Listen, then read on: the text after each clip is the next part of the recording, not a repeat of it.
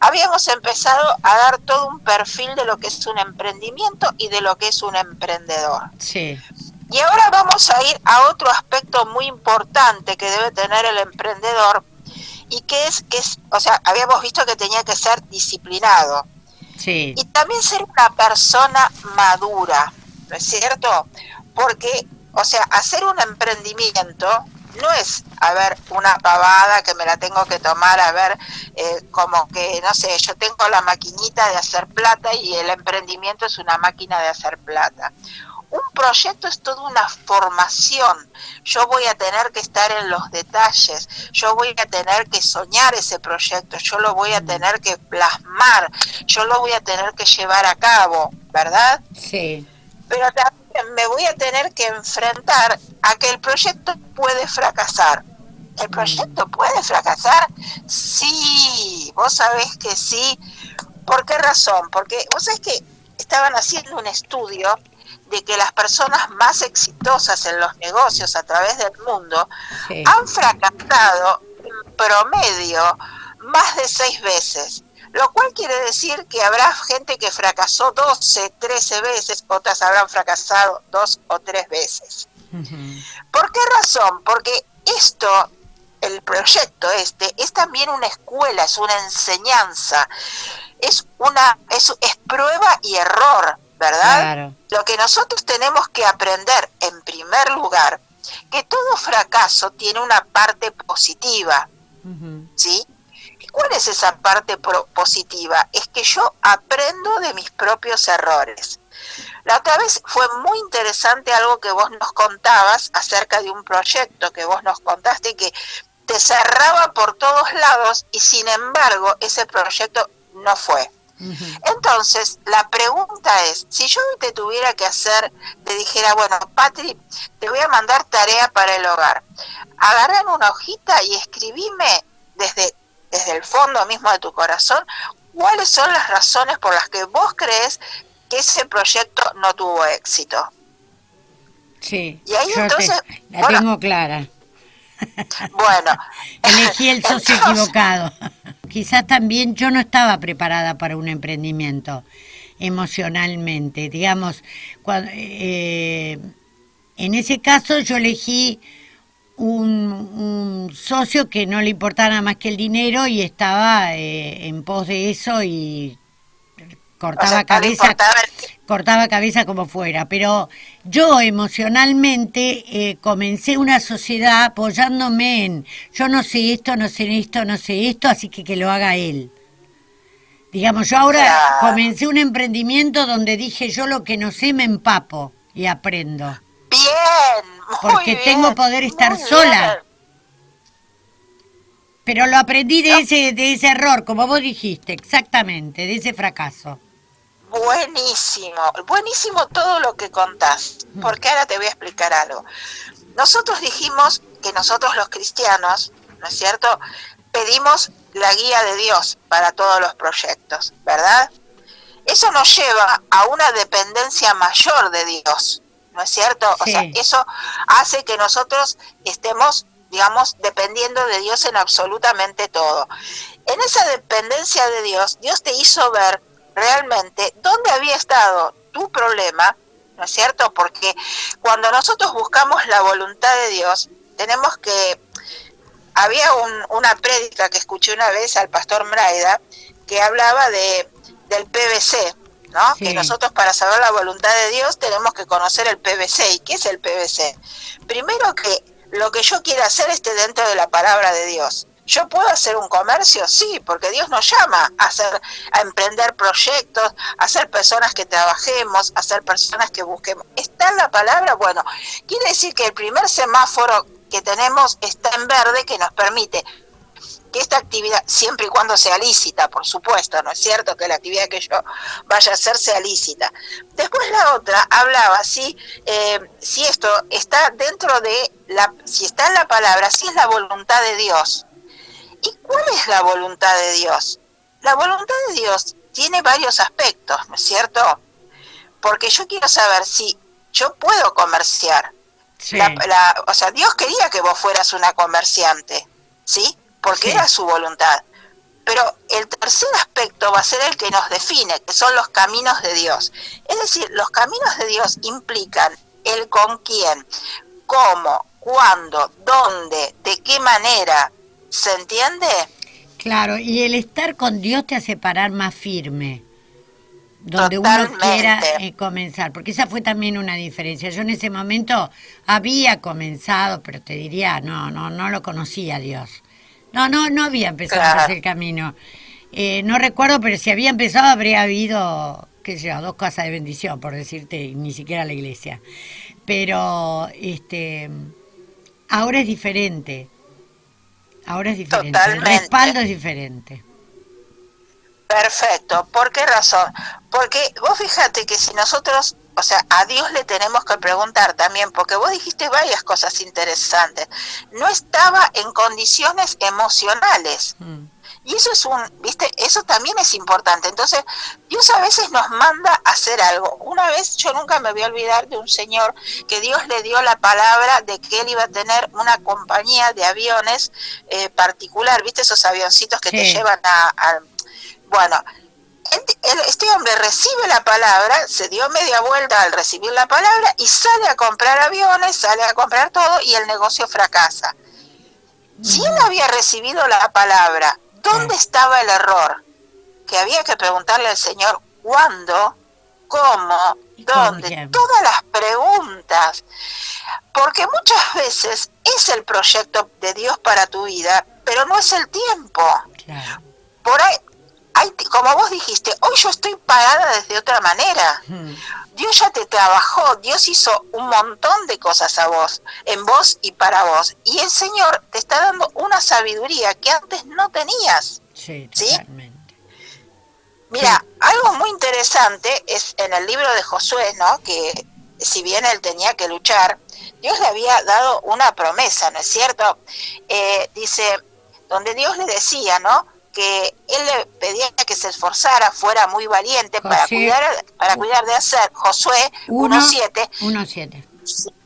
Sí, decía, solamente le pedía que se esfuerce y sea valiente para cuidar de hacer conforme a toda la ley que mi siervo Moisés te mandó. Y le decía, no te apartes de ella, ni a diestra ni a siniestra, para que seas prosperados en todas las cosas que emprendas. Mira vos qué interesante. Vos fíjate que Josué se caracterizó en que todas eran victorias, excepto en Jai. ¿Y esto qué era? ¿No estaba dentro de esto que le iba a ir todo bien? Si nosotros analizamos ese capítulo, nos vamos a dar cuenta que Josué, que vivía dependiendo de Dios, que él, o sea, no daba un paso, acá dio por sobreentendido muchas cosas, y que realmente él consideró, o sea, que Dios le estaba dando la victoria sobre Jai. Fíjate un pequeño detalle para alguien que estaba tan dependiente de Dios. ¿Sí? Sí. Exacto. Esto es para que vos pienses si en todos los detalles que vos estás haciendo está el Señor y es la voluntad del Señor y Dios te está dando la luz verde para hacer lo que estás haciendo. ¿Entendés? Sí. Y bueno, también, por ejemplo, yo te doy un caso que ustedes conocen muy bien, que es el pastor José Satirio dos Santos, que es un recontra ejemplo de lo que es la dependencia de Dios. Dios le ha dado los diseños para tener una empresa, porque viste cuando en Estados Unidos están esos tornados que se llevan todo, o sea, imagínate las tejas. Él hizo tejas con un diseño que impedía que cuando viniera el tornado se las llevara. Dice que el primer pedido que tuvo era de 7 millones de tejas, a $10 cada una. Imagínate tú. Pero exactamente, pero esa persona, o sea, el pastor Satirio, vos sabés que es una persona súper dependiente de Dios, es una persona intachable, es una persona que recibe ese diseño porque él ha sido tratado por Dios y ha sido una persona que lo ha dado todo, ¿sí? Sí, lo sigue dando. Sí, mirá el tema de que le dice que se vaya de Brasil a Colombia y se fueron por la selva caminando con la familia, los chicos, Y realmente... Por el medio del Amazonas. Exactamente. En el medio del Amazonas. Con una mano atrás y otra adelante. Exacto, exacto. Y Cúcuta, cuando él llega, no era la ciudad que soy. Era una ciudad de bandidos, era una ciudad donde no había negocios, digamos, la mayor parte de la población estaba dentro de la cárcel, era un lugar seco, reseco, y hoy lo que es Cúcuta es gracias a la obra de Dios a través de este pastor. Pero fíjate vos lo que es la dependencia de Dios, y lo que, si vos querés que tu proyecto realmente tenga éxito, tenés que tener esto. Pero aún así, como yo te relataba recién, puede ser que tengas un traspié, porque vimos lo que pasó acá con Josué en la derrota de Jai, ¿no es cierto? Pero quiero hacer una diferenciación. Cuando un proyecto fracasa, el que fracasa es el proyecto, no uno. Qué bueno. Sí. ¿Se entiende esto? Entonces, sí. Yo lo que quiero llevarles a ustedes es que puede fracasar tu proyecto por un montón de circunstancias, porque no oíste bien la voz de Dios, por imponderables. Pero ¿qué sucede? Yo tengo que entender que ese proyecto es lo que fracasó, pero no soy yo el fracasado, porque acá, y la mentalidad argentina es mucho de que si yo fracasé, yo ya no sirvo para nada. Claro. Y no es así. No. Vos sabés que una vez había escuchado una prédica sobre Josué 6, que se llamaba Me levanto y voy de nuevo. Claro. Y yo quiero transmitirle a ustedes que ante cualquier traspié, me levanto y voy de nuevo. ¿Se entiende? Totalmente. Porque no soy yo el que fracasó, sino el proyecto. Exacto. Entonces, yo quiero hacerles entender que de esto se adquiere experiencia. Y entonces ya después ya tenés claro qué tenés que hacer y qué no tenés que hacer. Y de lo que, como vos dijiste, yo antes no entendía nada y decía, yo esto no sé que lo haga él, y ahora yo me empapo. Perfecto, eso es una actitud perfecta que viene de haber entendido qué era lo que había provocado mi fracaso. ¿Se entiende? Totalmente, sí. Entonces, cuando yo estoy armando un proyecto, ¿no es cierto? También tengo que tener en cuenta quiénes van a ser mis clientes, ¿no es cierto? ¿Hacia quién dirijo? ¿Hacia qué público yo dirijo mi proyecto? ¿Sí? Por ejemplo, si yo quiero hacer cosas para determinado sector de la sociedad, para determinado nivel de ingresos, es decir, suponte, si yo quiero sacar un producto para jubilados, ¿cómo va a ser ese producto? Tiene que ser un producto que tenga determinada calidad, que les sirva a ellos, que sea algo que les sea útil, pero que tenga un precio acorde a los ingresos de esa persona. Claro. Porque claro, o sea, yo no voy a hacer un producto que les sea útil y que no lo puedan comprar. Tiene que ser algo que sea útil, bueno, y que realmente ellos puedan comprarlos con sus ingresos. Si yo, por ejemplo, yo tenía una chica amiga, no se murió, tengo una chica amiga que ella, ¿sabés?, que hacía ropa para perritos, pero por ejemplo hacía camperitas de cuero, o sea, eso estaba dirigido a un nivel de público que era muy exclusivo. Claro. Yo no le pondría una camperita de cuero a Tyron porque primero que me saldría una fortuna, ¿no? Pero sí. Me refiero que ella, y vos sabés que tenía ese público exclusivo que le compraba todo lo que ella hacía. Vos sabés que hasta vestidos de novios para perras, para que vos tengas una idea. Y sí. Pero bueno, eso estaba dirigido a un público que tiene muchísimo dinero. Pero bueno, yo tengo que saber a qué público voy a dirigir. Hay cosas, insumos o consumos, por ejemplo, lo que es tecnología, los adolescentes, ¿cómo lo consumen? Hablarle de un teléfono celular a un joven y te sabe absolutamente todo. Todo. Entonces está dirigido a ese público y hay promociones también dirigidas a ese público, ¿no es cierto? Yo tengo que ver conforme al nivel que va a tener mi negocio, también tengo que considerar la zona donde yo voy a poner mi negocio. Por ejemplo, si yo tuviera que pensar en vender coches de marcas reconocidas, no las voy a vender en otro lugar donde no sea un lugar donde yo sé que hay gente que lo puede comprar. Por ejemplo, nosotros la congregación la tenemos en Devoto. Vos vas a pasear por Beiró y vas a ver todas las marcas de todos los coches de alta gama. ¿Por qué? Porque estamos en Devoto y Villa del Parque.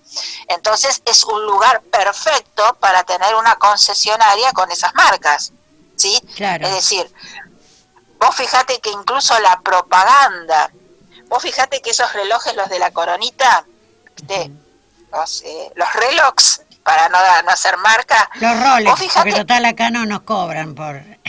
Ah, bueno, perfecto. Bueno, entonces vos fijate a quienes ponen como gente para la propaganda. Es decir, lo ponen a Tiger Woods, el que hace golf, pero nunca te lo van a poner a Carlitos Tevez, por ejemplo, porque aunque Carlitos Tevez tenga una refortuna, sería very difficult para él estar en este tipo de propagandas. ¿Se entiende? Claro, sí. Entonces, uno tiene que tener una idea a quién lo voy a dirigir y bueno, y sobre todo la calidad que le voy a dar.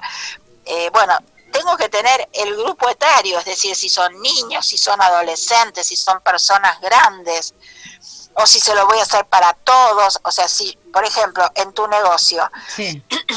Vos lo armaste como para que todos puedan tener su lugar. Claro. O sea, ya sea la persona grande, o sea, la persona que por ahí es ese jubilado o jubilada que se quiere tomar ese cafecito a la mañana o a la tarde, tenés el lugar y el rincón para niños, o sea que si yo soy una mamá con niños tengo ese lugar, es decir, pensado para todo tipo de edad. Pero también es importante ver el grupo, porque así va a tener que ser mi propaganda, así va a tener que ser mis estrategias de venta, ¿se entiende? Claro. Entonces, por ejemplo, en las zonas geográficas para poner determinado, por ejemplo, si yo quisiera vender tractores, Varadero sería un lugar excepcional. Todo lo que es saliendo de Buenos Aires para el lado de San Pedro es el mejor lugar para vender tractores, y todo lo que es maquinaria para la siega, para la siembra, para todo eso. Más bien, sí, un lugar de campo, un lugar donde se cosecha, donde por supuesto. Claro, por ejemplo, cuando vos necesitas algún insumo que tiene que ver con algo médico, es decir, ya sean remedios, ya sean prótesis o lo que fuere, ¿dónde decís que vas a ir a comprar? Cerca del Hospital de Clínicas, acá en Buenos Aires, viste que en los alrededores del Hospital de Clínicas, de la Facultad de Medicina y lo que es la Facultad de Odontología, están todos los negocios, ¿no es cierto? Por eso son negocios zonales. Algo que es importante también tomar, y es una precaución, es que si tu negocio es estacional.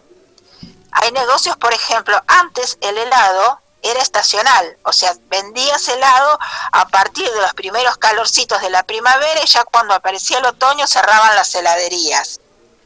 En la actualidad, bueno, eso dejó de ser un negocio estacional porque ahora se vende helado, gracias a Dios, todos los días del año.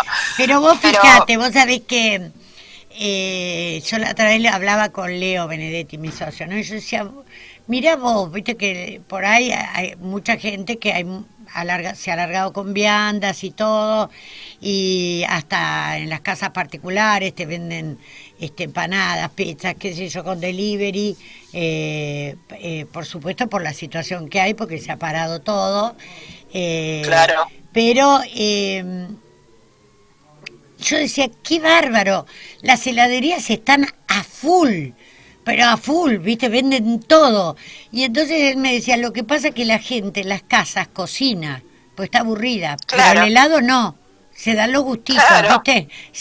Y es verdad, increíble la cantidad que se puede decir, bueno, en este momento helado, ¿viste? Y sí, porque el helado no lo haces en tu casa. No queda igual. No queda igual. No. Es pero cierto. Mirá cómo, y aparte, cómo es en este momento de crisis, las heladerías están vendiendo un montón. Sí, tal cual. Uh-huh. Yo la verdad rescato lo que vos me contaste la otra vez de la hermana que estaba vendiendo alcohol en gel, sí. Que realmente entendió muy bien que ella empezó dando, o sea que empezó su proyecto Bada, y en este tiempo el alcohol en gel es algo tan necesario, o sea, porque fíjate que en todos lados estamos todos con el alcoholcito. Sí, tal cual. La verdad que yo me gustaría tenerla acá cerca. Lo que pasa es que el delivery hasta Buenos Aires me saldría medio caro, pero Sí, sí, bueno, se nos pero por ejemplo, encarecería. Sí. sí, se nos encarecería un poco, Sí. sí. Y bueno, también vos fijate, como vos decís, yo la verdad lo que más extraño es irme a tomar acá mi cafecito a Café Martínez. Pero Claro. bueno, Martínez también implementó el delivery, o sea que te llevan el café Café y a la tu casa. tortita Ah, qué bueno. totalmente, o sea, aguante Martínez, Sí. porque la verdad, yo lo que más extraño, vos sabés, es el café.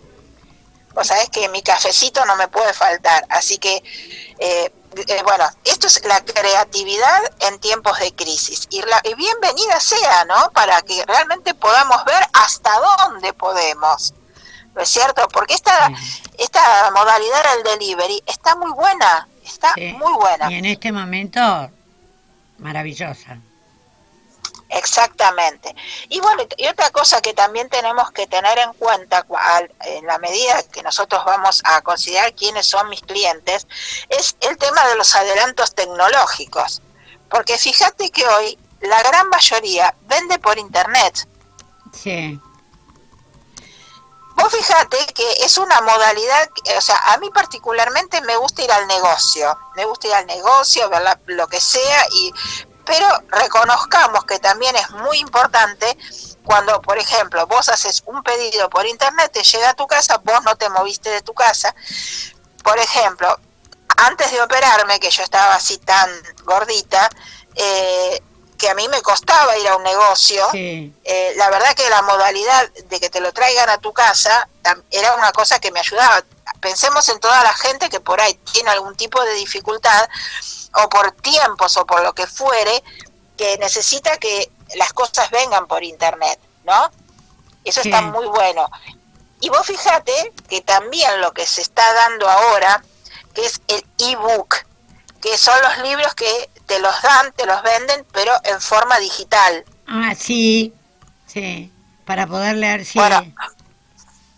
hay plataformas, por ejemplo, hay plataformas que tienen libros que son de economía, de finanzas, que están relacionadas con todo eso, que vos entras, pagás una cuota anual y te dan todas las novedades de los libros, y vos ahí podés leer los libros que te interesan por ese abono mensual, ¿sí? Sí. Dentro de los cristianos también tenemos todas las editoriales que te están ofreciendo la modalidad del ebook, ¿no? Sí. Donde vos podés acceder a esos libros en forma digital. Para algunos la ventaja sería que yo, si te mostrara acá mi habitación, toda la pared que tengo enfrente, que es la pared más ancha, está ocupada por bibliotecas y libros. Si yo lo pudiera tener en una tablet o en una computadora, me ocuparía mucho menos espacio. Exacto. Pero digamos, yo soy de la vieja usanza, que a mí me gusta el libro, me gusta subrayarlo, me gusta ir y volver por las páginas. Los que me escuchan van a decir, también podés con el otro, pero no es exactamente lo mismo. Que para los que ya están acostumbrados les parece genial, pero bueno, Sí. tendremos que cambiar. Tenemos que adaptarnos a este momento, pero la verdad que me quedo, Silvia, porque se nos agota un poquito el tiempo, pero Sí. el que fracasa es el proyecto y no uno, y a Totalmente. raíz de esto me quedo con Me levanto y voy de nuevo, con Josué 6. Me levanto, voy de nuevo, exactamente. No te dejes vencer por el fracaso del proyecto, me levanto y voy de nuevo.